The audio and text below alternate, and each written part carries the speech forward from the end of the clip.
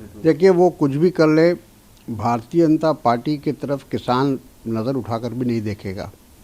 जिस तरह से किसानों को अपमानित किया गया है दिल्ली के सीमा पर, दिल्ली में और बाकी जगहों में भी, तो उसको लेकर आज किसान भारतीय जनता पार्टी से विशेष रूप से और केंद्र सरकार से ख़ास तौर पर, तो ये दोनों का उनका ये कहना है कि आज जो कुछ हम लोग झेल रहे हैं, हमारे बाल बच्चे, हमारे बुज़ुर्ग, हमारी महिलाएं आज रोड पर हैं, लेकिन इस सरकार को और इस भारतीय जनता पार्टी को उसकी चिंता नहीं है और सिर्फ अपना एक ईगो बचाने के लिए सरकार और भारतीय जनता पार्टी कोशिश कर रही है। तो नड्डा साहब हों या कोई साहब हों, हमको नहीं लगता है कि इस बार किसान भारतीय जनता पार्टी को समर्थन करेंगे। बात करते हैं, मीटिंग हुई फार्मर्स की और सेंट्रल गवर्नमेंट की, वो इनकन्क्लूसिव निकली है और अगली मीटिंग 15 जनवरी को बोला है, सरकार ने प्रस्ताव दिया है।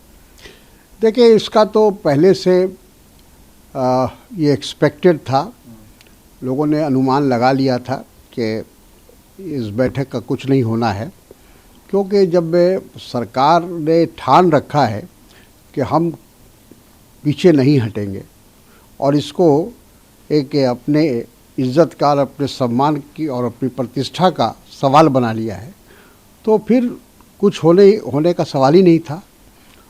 किसान को भी पहले उनको लग रहा था कि शायद सरकार कुछ संवेदनशील हो रही है और आने वाले समय में कुछ रास्ता निकलेगा, लेकिन सरकार की जो भी नीति है, नीयत है, वो बिल्कुल किसान विरोधी है।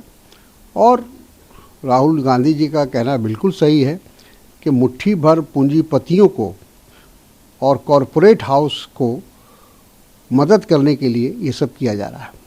बात करते हैं, मिनिस्टर एमएल खट्टर आज गृह मंत्री अमित शाह से मिले। उन्होंने बोला है कि मैं आशा करता हूं अगर इस बार की कोई मीटिंग का आउटकम नहीं निकला है, कुछ ना कोई सोल्यूशन जल्दी निकलेगा अगले राउंड की मीटिंग में। अगर सिर्फ रिपीलिंग की एक इशू बचा है तो सोल्यूशन कुछ ना कुछ निकलेगा ज़रूर। बाकी भी हैं इश्यूज जिसको एड्रेस करना है। कैसे देखते हैं? देखिए, कोई नतीजा नहीं निकलेगा और ये सिर्फ किसानों को भ्रमित करने का एक प्रयास है केंद्र सरकार का, और इस पूरे आंदोलन को एक तरह से थकाने की कोशिश हो रही है कि जितना लंबा इसको खींचा जाएगा, अंत में किसान थक हार के अपने घर लौट जाएंगे। लेकिन उनको ये नहीं पता है कि ये जो किसान इस बार जो आए हैं, तो उन्होंने तय कर लिया है कि हम यहाँ से खाली हाथ नहीं लौटेंगे। ये संकल्प और ये प्रतिज्ञा लेकर लोग आए हैं। तो सरकार को कम से कम इस बात को समझने की ज़रूरत है। वैक्सीन के रोल आउट से पहले प्राइम मिनिस्टर नरेंद्र मोदी एक वर्चुअल मीटिंग करेंगे सारे मुख्यमंत्रियों से, सारे स्टेट्स और यूनियन टेरिटरी के जो एडमिनिस्ट्रेटर्स हैं 11 जनवरी को। किस देखते हैं? देखिए, ये जहाँ तक वैक्सीन का सवाल है कोरोना का, इस देश के लोग बहुत बेचैनी से उसका इंतज़ार कर रहे हैं और जल्द से जल्द वो आम लोगों तक पहुंच जाए, ये लोग उम्मीद कर रहे हैं। प्रधानमंत्री जी हर मामले में दावा तो ज़रूर करते हैं। पहले उन्होंने कहा था कि कोरोना को हम 21 दिन में हराएंगे, आज 21 महीना होने को हो जा रहा है। तो ऐसी बात है कि लोगों का विश्वास, भरोसा इस सरकार पर और प्रधानमंत्री पर रहा नहीं है। इसलिए जब तक के लोगों को वैक्सीन मिल नहीं जाता है, लोगों को का विश्वास नहीं बनेगा। बात करते हैं दिग्विजय सिंह जी की। उन्होंने कहा है कि राम मंदिर न्यास हिंदू और मुसलमान को डिवाइड कर रहा है। उन्होंने एक कथन अपना कहा कि मैं बेहतर हिंदू हूँ बीजेपी लीडर्स के अगर कंपेयर करें। देखिए, ये बात तो सभी लोग जानते हैं और कोई छिपी हुई बात नहीं है कि राम मंदिर का जो इशू था उसका राजनीतिकरण किया गया, उसका पॉलिटिकल उसका लाभ उठाने की भारतीय जनता पार्टी ने कोशिश की और उनका उद्देश्य राम मंदिर बनाना नहीं था, उनका उद्देश्य था सत्ता में आने का और उसमें वो आ गए। स्टेट्स ऑफ अमेरिका ने पाकिस्तान को कहा है कि 26/11 के जो प्लॉटर हैं ज़कीरुल लखवी को अकाउंटेबल बनाया जाए मुंबई अटैक के लिए। अभी उनको 5 साल की जेल भी हुई है। देखिए, पाकिस्तान पर अंतर्राष्ट्रीय स्तर पर बहुत दबाव है और अब वो चाहेंगे कि हम अपने जो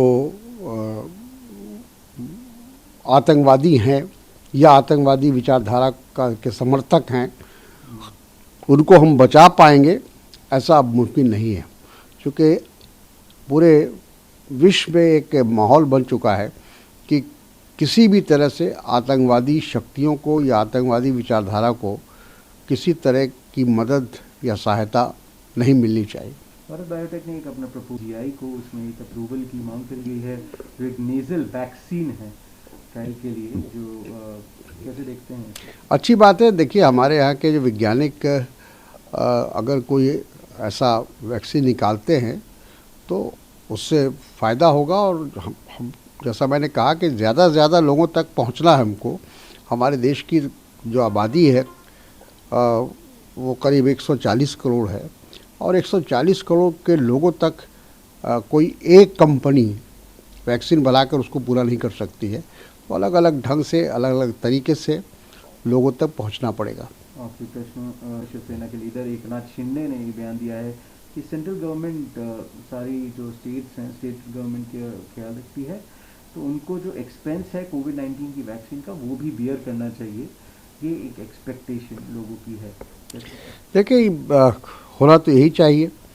हमारे प्रधानमंत्री जी हमेशा दावा भी करते हैं, जहाँ जहाँ चुनाव होता है वहाँ जाकर ऐलान भी कर देते हैं कि वैक्सीन की व्यवस्था और फ्री वैक्सीन लोगों को दी जाएगी, कोरोना से जंग जीतना है तो। लेकिन चुनाव तक ही वो बात रहती है, बाद में फिर उसको कई तरह की बंदिशें लग जाती हैं, कई तरह का उसमें फॉर्मेलिटी होने लगती है। तो एकनाथ जी ने जो बात कही है बिल्कुल सही है कि राज्य सरकारों को पूरी तरह से केंद्र को आगे आना चाहिए और उनकी मदद करनी चाहिए।